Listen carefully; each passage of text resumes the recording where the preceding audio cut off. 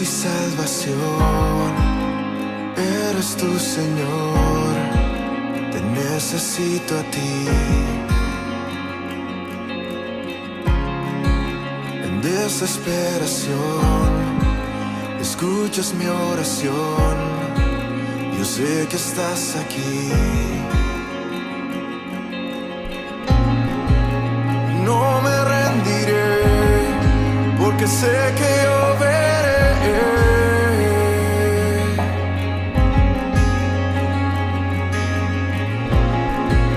en todo su esplendor la bondad de mi Señor aquí en la tierra,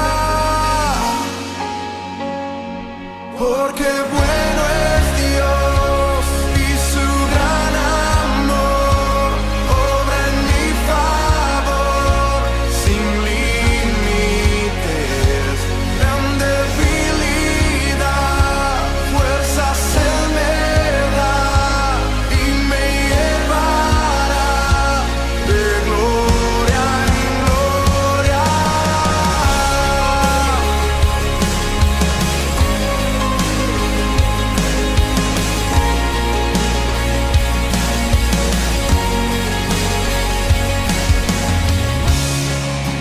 Tú mi ayudador, castillo protector, en alto me pondrás. Acércame a ti, enséñame a vivir y hacer tu voluntad.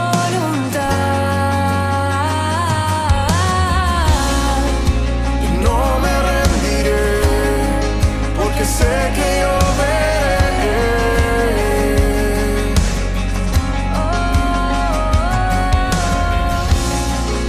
en todo su esplendor la bondad de mi Señor aquí en la tierra, porque bueno es Dios y su gran amor obra en mi favor sin límites. En debilidad fuerzas Él me da y me llevará de gloria en gloria. Milagros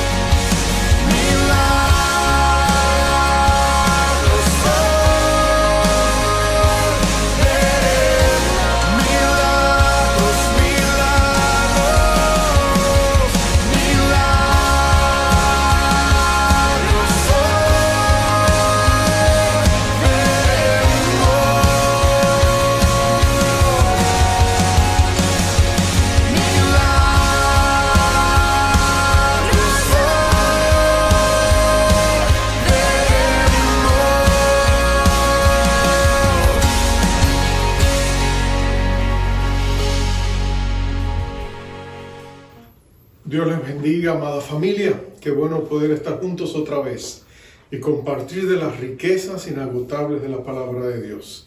Y estamos en el libro de Efesios, que es una de las cartas más hermosas, mi favorita, pero es una carta que está llena de fortaleza, de esperanza y de consolación. Y yo quisiera invitarte a abrir la palabra de Dios al capítulo 4 del libro de Efesios. Vamos a continuar donde dejamos la semana pasada, pero vamos a leer del verso 7 hasta el 16. El tema es Cristo, el centro de nuestra vida. Y dice así la palabra de nuestro Dios. Pero a cada uno de nosotros fue dada la gracia conforme a la medida del don de Cristo.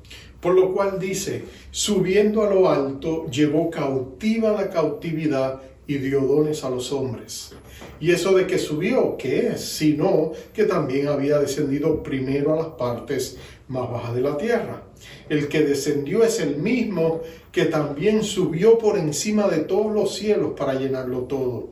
Y él mismo constituyó a unos apóstoles, a otros profetas, a otros evangelistas, a otros pastores y maestros, a fin de perfeccionar a los santos para la obra del ministerio, para la edificación del cuerpo de Cristo, hasta que todos lleguemos a la unidad de la fe y del conocimiento del Hijo de Dios, a un varón perfecto a la medida de la estatura de la plenitud de Cristo, para que ya no seamos niños fluctuantes, llevados por doquiera de todo viento de doctrina por estratagema de hombres, que para engañar emplean con astucia las artimañas del error, sino que siguiendo la verdad en amor, crezcamos en todo, en aquel que es la cabeza, esto es Cristo, de quien todo el cuerpo, bien concertado y unido entre sí,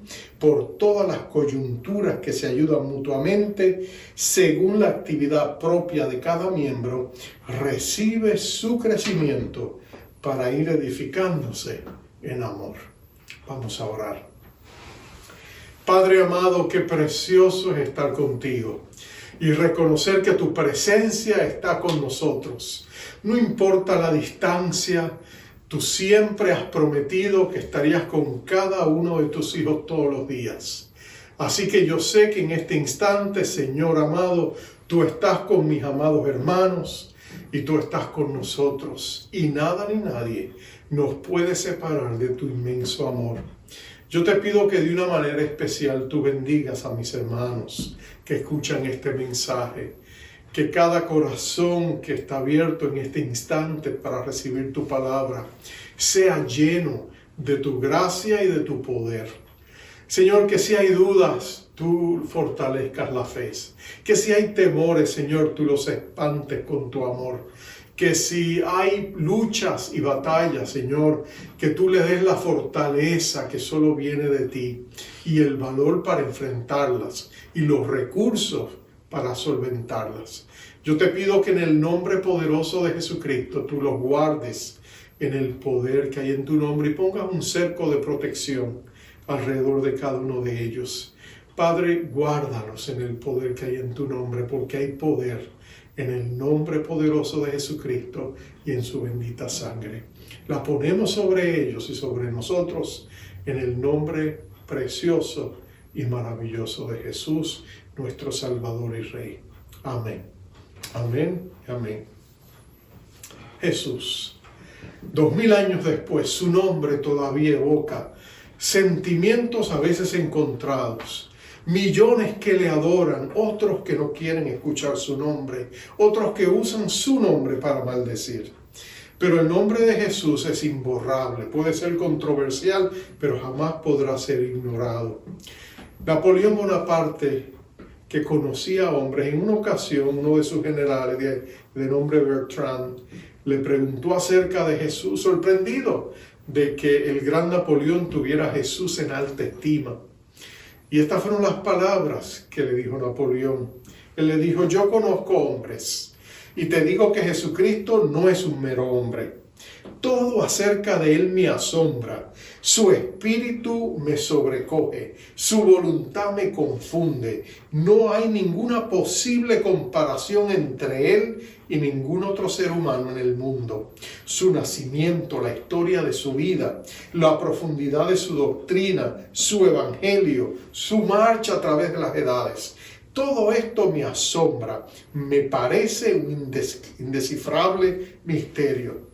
Y añadió: Alejandro, César, Carlomagno y yo fundamos imperio, dijo Napoleón. Pero ¿en qué consistió nuestro genio? La fuerza. Jesucristo fundó su imperio en el amor, y aún hoy millones estarían dispuestos a morir por él. Todo cuanto él dijo es cierto, pero Napoleón hablaba de Jesús como un admirador, no como un adorador. Por eso, a los que conocen a Jesucristo, los que han llegado a poner su fe en Él como su Salvador, entienden que la grandeza de Jesús no es la grandeza de los grandes héroes del pasado, que dejaron sus marcas imborrables en la historia por sus logros que lograron alcanzar.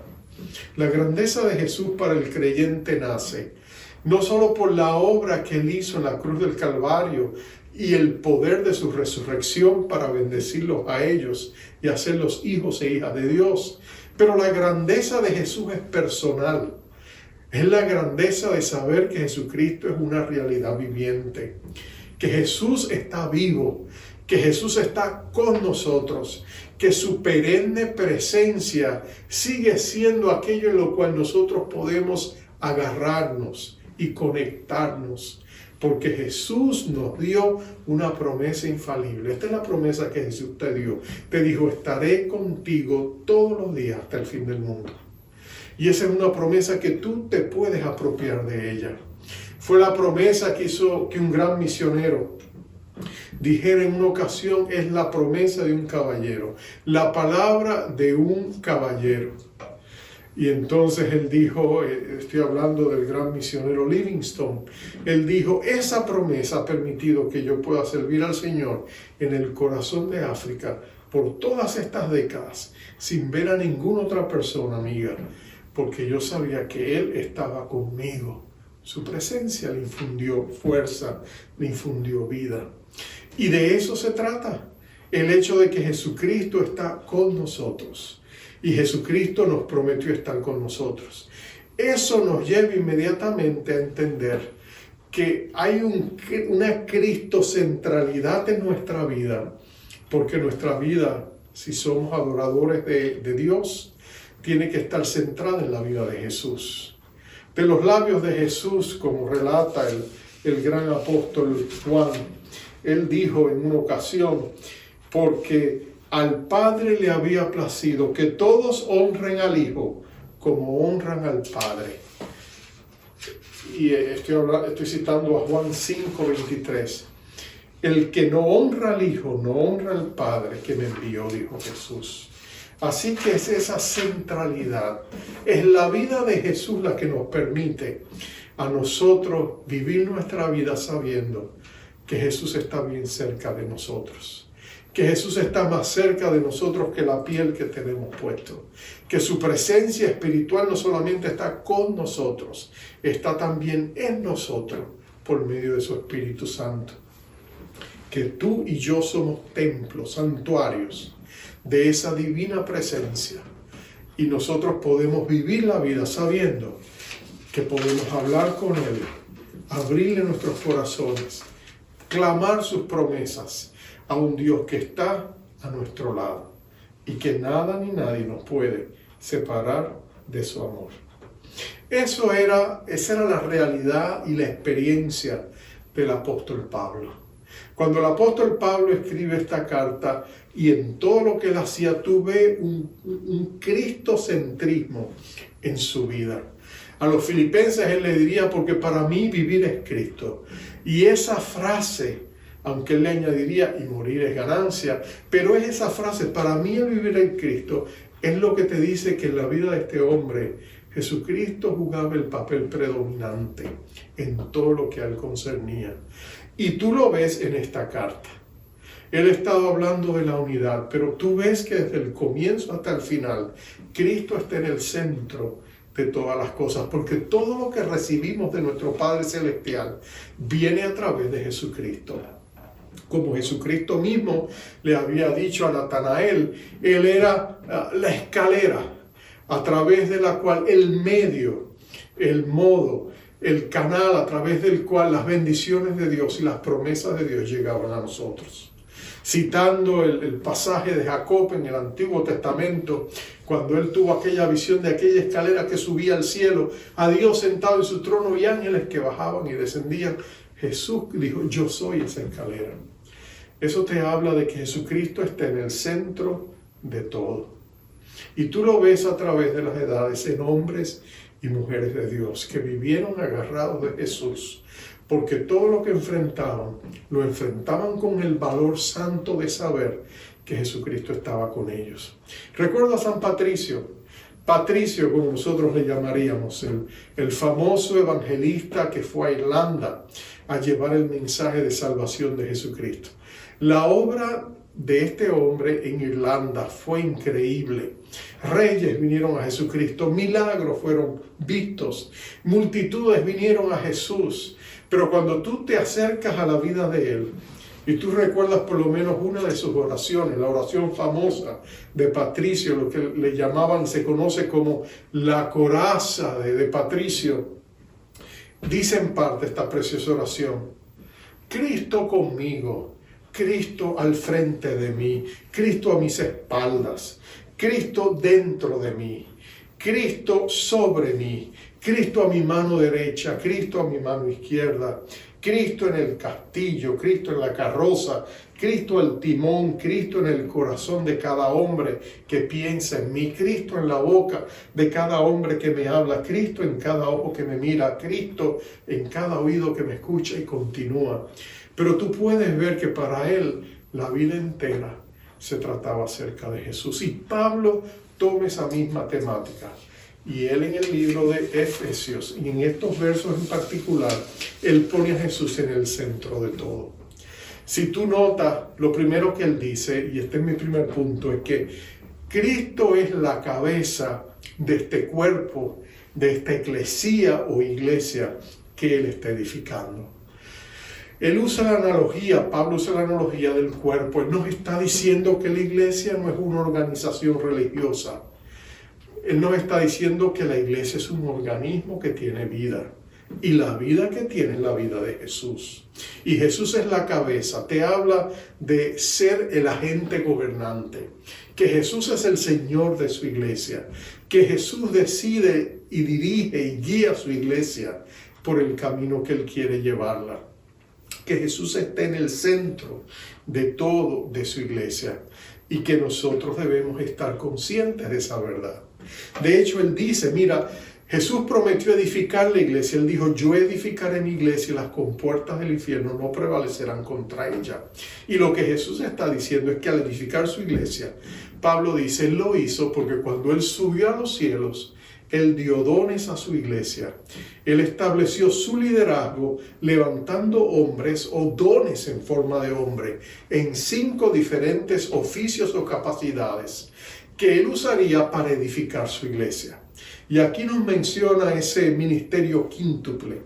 Dice que Él levantaría apóstoles, Él levantaría profetas, Él levantaría evangelistas, Él levantaría pastores y maestros. Y que a través de ese ministerio combinado, Él llevaría su iglesia al lugar donde quería hacerlo. Entonces, Él como la cabeza sería el que llamaría a estas personas. Pero no solamente a estas 5 diferentes categorías de ministerios, sino que la meta sería de que cada creyente, habiendo recibido de la gracia de Dios, estarían capacitados y entrenados para hacer la obra del ministerio. Si tú hablas con algunas personas hoy día, ellos te dirían, bueno, ya no hay apóstoles, ya no hay profetas, los evangelistas vienen periódicamente, quizás 1 o 2 veces al año a predicar a la iglesia, porque los mensajes son evangelísticos. Realmente lo único que nos queda son pastores y maestros. Pero yo te diría que pensar de esa manera sería cometer un gravísimo error. ¿Está usted diciendo, pastor, me vas a preguntar que todavía hay apóstoles? Bueno, déjame explicarte lo que dice la palabra de Dios. El don apostólico se muestra en las Escrituras a través de por lo menos 3 diferentes categorías. En otras maneras, habían 3 diferentes tipos de apóstoles. Está el Señor Jesucristo, Hebreos 3:1 llama a Jesús el apóstol y sumo sacerdote. En otras palabras, Jesucristo es un apóstol, pero Él es un apóstol único en su género. En otras maneras, nadie es comparable a Jesús en su apostolado. Él es el apóstol de la salvación. Él es el mensajero, y no solamente el mensajero, sino el mensaje de la salvación. En otras palabras, como Jesucristo no hay más apóstoles. Pero también la Biblia nos habla de que hubo un grupo específico de 12, a quienes ya Jesús llamó para que estuviesen con Él, nos dice Marcos 3, para que estuviesen con Él y para enviarlos a predicar. Ese grupo selecto de los 12 llegó a ser un componente fundamental en la vida de la iglesia. Y ese grupo selecto es irrepetible. En otras palabras, De esa categoría ya no pueden haber más apóstoles, porque una de las características de ellos es que esos 12 hombres estuvieron con Jesús desde el principio de su ministerio. Y por esa razón, porque vivieron con el Señor Jesús y fueron entrenados directa y personalmente por Jesús, esos apóstoles son únicos. Cualquier persona que se levanta hoy y dice yo soy el 13º apóstol, está engañándote, porque no hay más apóstoles como esos. Sin embargo, en el Nuevo Testamento se ve una tercera categoría que es un don apostólico. En otras palabras, era un don donde tú consideras a estas personas y a quienes se les dé ese título, y hay por lo menos casi 21 personas que se mencionan como apóstoles, incluyendo a Pablo, a Silas, a Andrónico, a Tito, a Timoteo, a Bernabé, a Junías y a otros que se les llama apóstoles. Ellos tenían el don apostólico. El don apostólico tenía que ver con la capacidad de reunir y crear movimientos de personas y organizar esos movimientos en iglesias, en congregaciones, pero muchas veces en movimientos. Y eso es lo que tú ves en las páginas del Nuevo Testamento. Mi sentir es que ese don apostólico está presente en el cuerpo de Cristo hoy, y tú lo puedes ver a través de la historia. Cuando tú ves los hombres o mujeres que Dios usó en ciertos momentos históricos, tú ves ese don apostólico en ejecución. Por ejemplo, la Reforma Protestante, tú piensas en hombres como Lutero, piensas en hombres como Zwinglio, piensas en hombres como Calvino.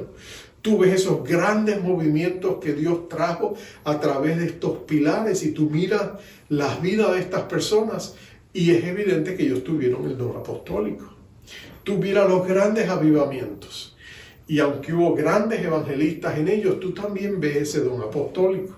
Lo ves en Juan Wesley, lo ves en Alberto Benjamin Simpson, lo ves en otros que Dios levantó y crearon grandes movimientos y el don apostólico tú lo ves presente. Ellos mismos no se miraron o se declararon apóstoles, eran demasiado humildes quizás para hacerlo, pero lo cierto es que tú ves ese don en ejecución y Dios lo sigue usando hoy en el cuerpo de Cristo. Entonces tú ves que el don está presente, porque Dios sigue obrando y edificando a su iglesia y el don apostólico en varios sentidos era importante. El primer don apostólico fundamental de los 12, pero luego el don apostólico exhibido y mostrado en la dirección que Dios lleva a su iglesia. Pero no solamente eso, está el don profético.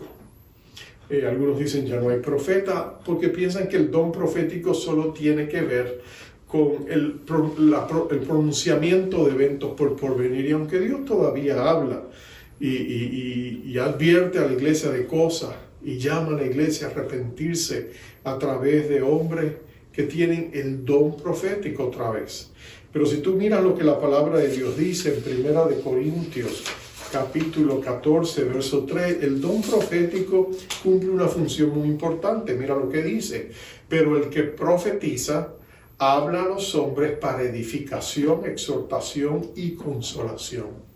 El don profético edifica, el don profético exhorta, el don profético consuela, y eso todavía está patente en el cuerpo de Cristo porque la necesidad todavía está ahí. Lo mismo con los evangelistas.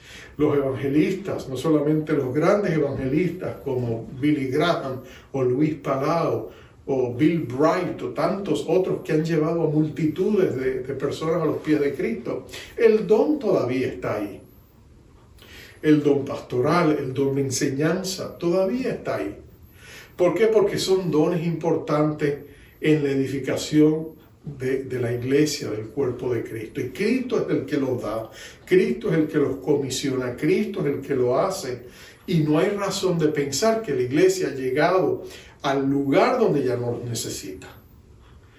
Por eso es que Él dice y nos da la razón de ser de este ministerio quíntuple. Él dice, a fin de perfeccionar o capacitar o entrenar a los santos para la obra del ministerio, para la edificación del cuerpo de Cristo. En otras palabras, ellos no solamente harían la función de su ministerio, pero también entrenarían a otros, mentorearían a otros, serían tutores de otros, para que ellos a su vez pudieran reproducirse y de esa manera, a través de las edades y los tiempos, la iglesia tener este ministerio quíntuple que era necesario para la edificación del cuerpo de Cristo.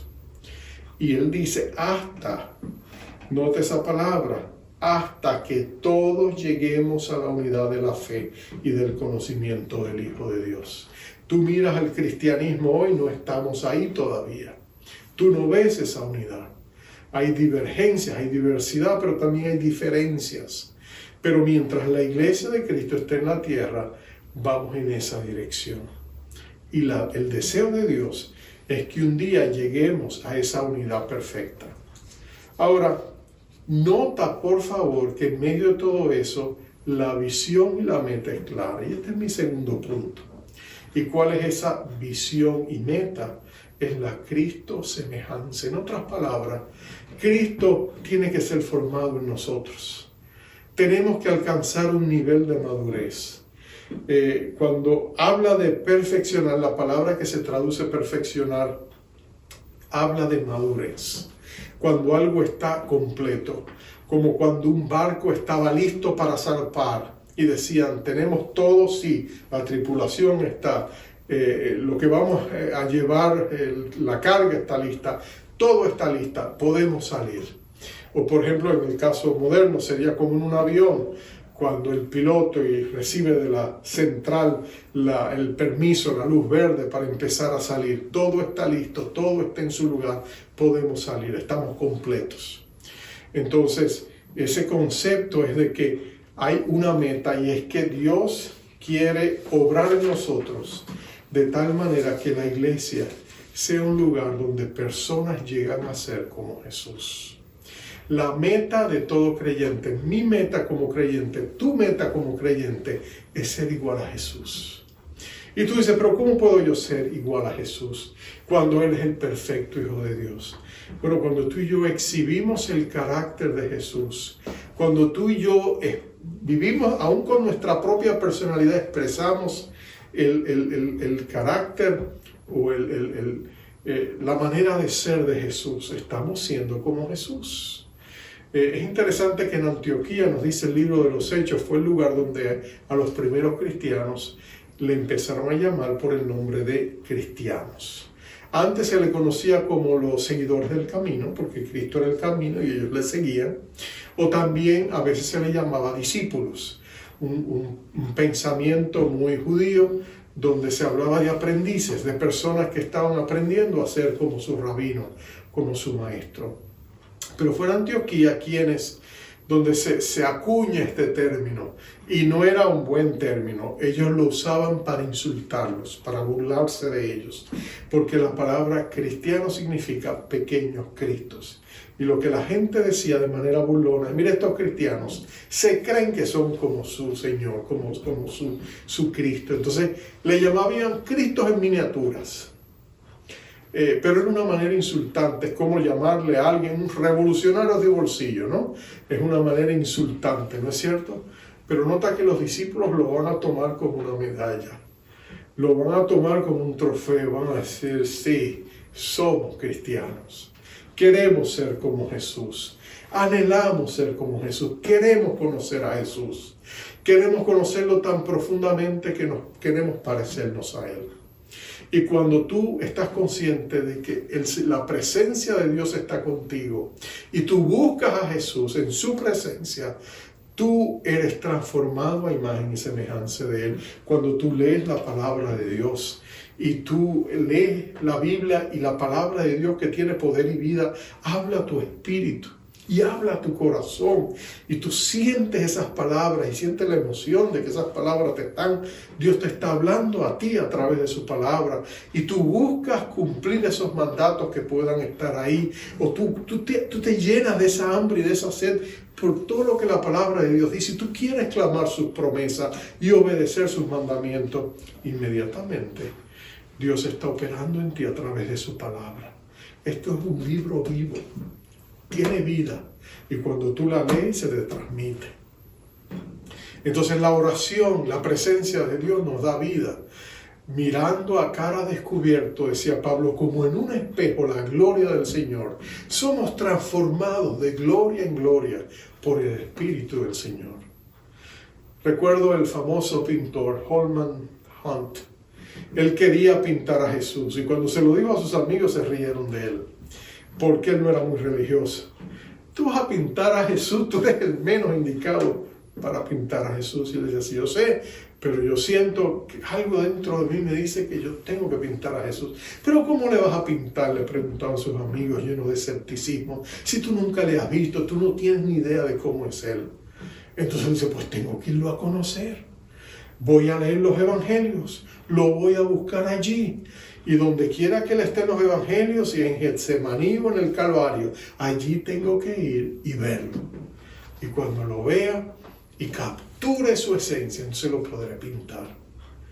Y a medida él entró en esa lectura profunda de los evangelios y empezó a pensar en lo que la vida de Jesús representaba, él terminó pintando aquel famoso cuadro de Cristo tocando a la puerta. Y tú ves a Jesús con su linterna llegando en una noche oscura y tocando una puerta para que lo dejaran entrar. Y tú ves la humildad de Jesús. Como dice Apocalipsis 3:20, yo estoy a la puerta y llamo. Si alguno oye mi voz y abre la puerta, yo entraré y cenaré con él y él conmigo. Y tú notas inmediatamente la anuencia de Jesús, el deseo de Jesús de compartir con nosotros. Y se lo dijo, Apocalipsis 3:20, a la peor iglesia que había de esas iglesias que se mencionan en Apocalipsis, era la iglesia de la Odisea, la iglesia que estaba en peor condición espiritual, donde imagínate, Jesús tiene que llegar a su puerta y tocar para que lo dejen entrar. Tan mal estaba la iglesia. Aunque ellos se pensaban que estaban muy bien, ellos estaban muy mal. Ellos se veían ricos, visionarios, se veían revestidos de esplendor espiritual, pero era pura religiosidad. Porque cuando Jesús los confronta, Jesús les dice, ustedes están ciegos, ustedes están pobres y ustedes están desnudos. Entonces, Él les dice, yo estoy a la puerta y toco, ábranme. Y entonces yo les puedo bendecir. ¡Qué humildad la de Jesús! Pero ese es el Señor que tú y yo servimos, ese es el Señor que tú y yo amamos. Y ese es el Señor que Holman Hunt llegó a pintar. Un Jesús que era digno de ser imitado. Un Jesús inspirador. Un Jesús que cuando tú quieres ser como Él, realmente estás alcanzando la elevada altura de la estatura, de la alta vocación a la que Él te llama, a ti y a mí. Ser como Jesús. Y tú dirías, pero Señor, ¿cómo puedo yo ser como Jesús si yo mismo no lo puedo hacer? Pero nota esto, Dios ha provisto a su bendito Espíritu Santo para que nos ayude. Nota que dice que su voluntad es que crezcamos juntos como hermanos a semejanza de Cristo.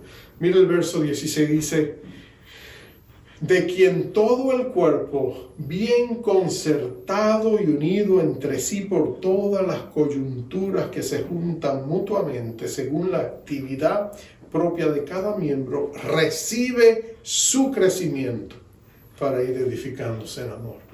Recibe su crecimiento. No lo genera, lo recibe. ¿De parte de quién? De Dios. Nosotros crecemos mejor cuando crecemos juntos porque Cristo, a través de su Espíritu, es el que nos da el crecimiento. Pablo lo diría con los corintios, cuando le dirían, en Corinto hay una iglesia donde muchos estaban comparando y tomando partido, yo soy de Pablo, yo soy de Cefas, yo soy de Apolo, y Jesús les va a decir, ninguno de nosotros somos nada. Algunos hacen cada cual la obra, algunos siembran, otros riegan agua sobre la semilla, pero el crecimiento, dice él, lo da Dios. Y eso es lo que nos está diciendo. Tú y yo solo crecemos cuando nos conectamos a la fuente que da el crecimiento, y esa fuente es Jesús. Y cuando tú y yo nos conectamos a Él, todo cambia. Sí, Por muchos años yo crecí con la idea equivocada de que Dios me había llamado a servirle a Él. Que mi llamado era servir a Cristo, trabajar para Cristo, hacer la obra para Cristo. Pero en medio de toda esta pandemia Dios me hizo consciente de una profunda realidad. Dios no nos llama a trabajar para Él. Dios nos llama a trabajar con Él. En otras palabras, Jesús está aquí y tenemos que conectarnos para que de su poder, de su gracia y de su gloria, a través de nosotros podamos hacer la obra que Él quiere que hagamos. Eso es lo que nos está diciendo este bendito pasaje. Dios nos da el crecimiento cuando nosotros servimos conectados unos con otros y estamos bien conectados a la cabeza, que es Cristo, porque Cristo es el centro de todo en nuestra vida. Y cuando tú lo entiendes, todo cambia. Termino con esto. Recuerdo uno de los predicadores que nunca conocí, pero llegué a admirar a través de sus libros. Eran dos hermanos. Era A.J. Gordon y su hermano D.S. Gordon. Ambos eran pastores, grandes amigos de Alberto Benjamin Simpson, pero ambos pastoreaban en la ciudad de Boston. Y estos dos grandes pilares de la iglesia allí fueron usados por Dios en diferentes congregaciones, pero es A.J. Gordon el que nos cuenta esta historia. Él estaba una vez trabajando en uno de sus sermones y se quedó dormido sobre su escritorio en su estudio. Y dice que en ese momento, mientras él estaba allí, tuvo un sueño que cambiaría la trayectoria de su ministerio. Y el sueño fue de la manera siguiente. Él soñó que estaba predicando a una iglesia llena. No había un asiento vacío. La iglesia estaba llena de gente. Esa no era su experiencia en ese tiempo, pero se llenó de gozo viéndose predicar. Y él está predicando cuando de pronto él ve que alguien que él no conoce entra y está buscando asiento. Y uno de los diáconos de la iglesia se levanta y le dice: ven, por favor, y sienta al invitado. Y él se va a la parte de atrás. Y él termina de predicar, pero mientras él predicaba había algo en la mirada de esta visita, de este invitado, que él se encontraba, que miraba a todo el mundo, pero tarde o temprano sus ojos se posaban en él y no podía quitarlo de él. Termina el mensaje, hace la oración, la iglesia se levanta después del servicio, todos se van y cuando él va a buscar a ese invitado no lo encuentra. Y entonces busca al diácono que él conocía y le dice: oye, ese invitado, el que tú le diste tu asiento, ¿tú lo conoces? Oh, sí, yo lo conozco, le dice su diácono. Yo lo conozco, sí. ¿Y quién es? Él le dice: pues es Jesucristo. Y él dice que en sus sueños dice: oh, cuánto me hubiera gustado hablar con él. Dice: no se preocupe, él va a estar aquí la próxima semana. Y de pronto Angie dijo: cuando yo predico, yo no predico a la audiencia, yo predico a uno que es el centro de todo y su nombre es Jesús. Y dice que eso cambió radicalmente su ministerio. Le dio una fresca y nueva unción. Le dio una nueva perspectiva de mensaje. Y a medida él fue cambiando y buscando la presencia de aquel que era el centro de todo, su vida empezó a florecer, su ministerio empezó a florecer y tuvo un ministerio de impacto mundial. Porque él reconoció lo que a veces nosotros no reconocemos desde el ministerio, que el centro de todo no es nadie, sino Jesús. ¿Es Jesús el centro de tu vida, amado hermano, amada hermana? No te pregunto para hacerte sentir culpable o avergonzarte. Te pregunto para tirarte un salvavidas, como yo también lo he recibido. Porque si nos examinamos y nos damos cuenta de que el centro de nuestra vida no es Jesús, es una gran oportunidad para cambiar. Reconocer que tenemos un problema y es el 50% de la solución. ¿Por qué no hacemos hoy a Jesús el centro de nuestra vida? En nuestra denominación Alianza hay un famoso himno, Cristo solo. Y en ese precioso himno dice: Cristo solo es nuestro anuncio. Jesucristo es el centro de todo. Jesús Jesús, Jesús. Vamos a orar y vamos a ir a Él, porque Él está con nosotros aquí ahora. Y Él desea que nosotros hagamos de Él el centro de todo. Como oraba el Patricio, Cristo al frente de mí, Cristo a mis espaldas, Cristo dentro de mí, Cristo a mi mano derecha, Cristo a mi mano izquierda, Cristo sobre mí y Cristo el camino por el cual también caminamos. Oh amado Padre, gracias que a ti te plació hacer a tu Hijo amado el centro de la vida de tu iglesia. Lo hiciste la cabeza. Tú estás sobre él, pero a tu Hijo lo hiciste la cabeza y a nosotros nos hiciste el cuerpo para que estemos conectados a él. Gracias que nuestro Señor Jesucristo es nuestro apóstol y nuestro sumo sacerdote, aquel que nos conecta a ti, oh Padre amado. Qué precioso es saber que en Jesús está todo cuanto necesitamos. En Él encontramos la salvación, en Él encontramos la santificación. A través de Él podemos llegar a ser como Él porque Él nos ayuda a crecer, Él nos da el crecimiento. Pero también, Señor, Él es nuestra sanidad cuando estamos enfermos. Y Él también será nuestro Rey que vendrá en gloria. Cuando venga por nosotros, por su iglesia en su segunda venida, o cuando venga a buscarnos, porque ha llegado la hora de estar con Él. Cristo es todo en todo para nosotros. Señor, reconocemos que a veces nos olvidamos de esa verdad, que a veces las ocupaciones de la vida, a veces los temores que entran por debajo de la puerta de nuestros corazones, la ansiedad que a veces nos arropa, las dudas, el temor que viene a visitarnos, a veces nuestras tropezones y caídas ante la tentación, en medio de las ocupaciones que tenemos, en medio de todo lo que se viene sobre nosotros en estos días difíciles que nos han tocado vivir. Oh Dios mío, qué fácil es quitar los ojos de Jesús. Y empezamos a hundirnos como Pedro. Pero amado Cristo, qué precioso es saber que aún el mismo Pedro, cuando se estaba hundiendo, gritó aquella frase en un instante y dijo: sálvame, Señor. Y dice que inmediatamente, instantáneamente, tú estabas a su lado, con tu mano agarrada a la de él, sacándolo a flote. Tú puedes hacer lo mismo con nosotros en este día. Ven sobre nosotros, oh Jesús. Perdona nuestras distracciones, perdona nuestros pecados, perdona, Señor, nuestra arrogancia de a veces depender de nosotros mismos en vez de reconocer que tú eres nuestra vida. Perdónanos cuando trabajamos para ti en vez de trabajar contigo.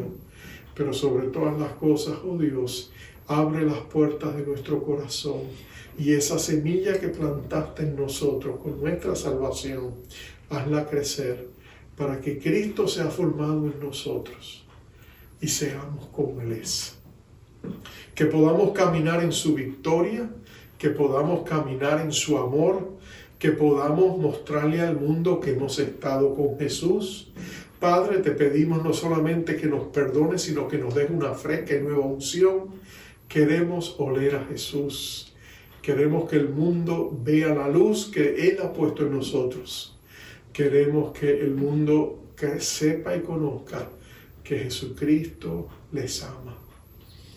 Y no solamente murió por ellos, sino que hoy vive para que ellos también vivan como Él es. Oh Dios, ayúdanos. Recibimos de ti esta bendición. Sigue obrando en nosotros tu querer y tu hacer. Ayúdanos a crecer y ser como Jesús. Lo recibimos por fe.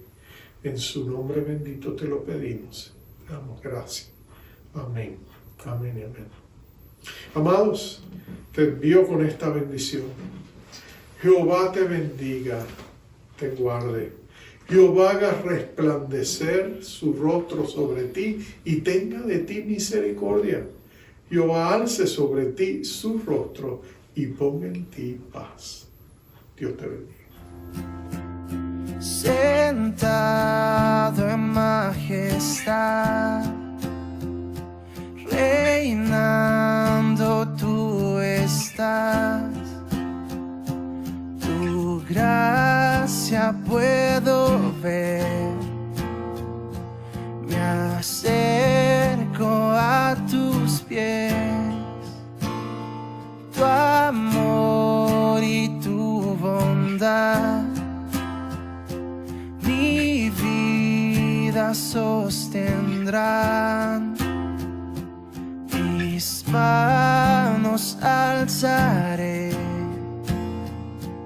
a ti me rendiré. Hoy y para siempre quiero conocerte.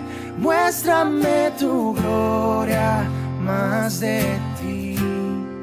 Deseo tu presencia, ante ti me rindo. Quiero estar contigo, más de ti. Por pruebas pasaré, mas en tu amor persistiré. Tú has estado en mi lugar, en ti puedo confiar.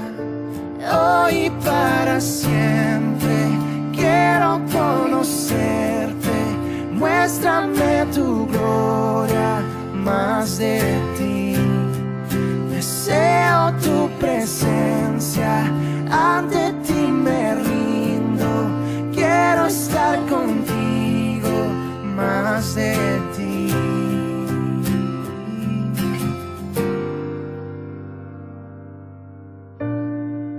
Más de ti.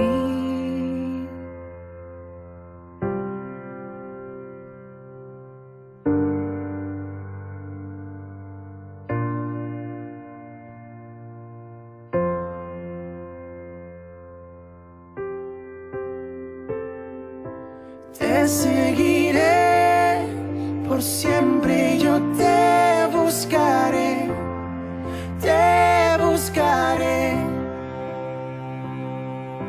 Guíame a ti, te entrego mi corazón, mi corazón.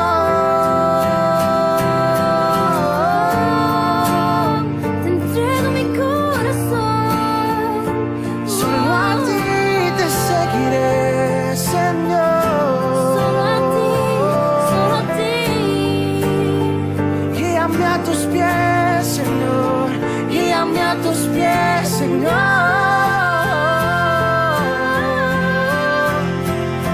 Yo te quiero ver. Muéstrame más de tu amor, más de tu amor.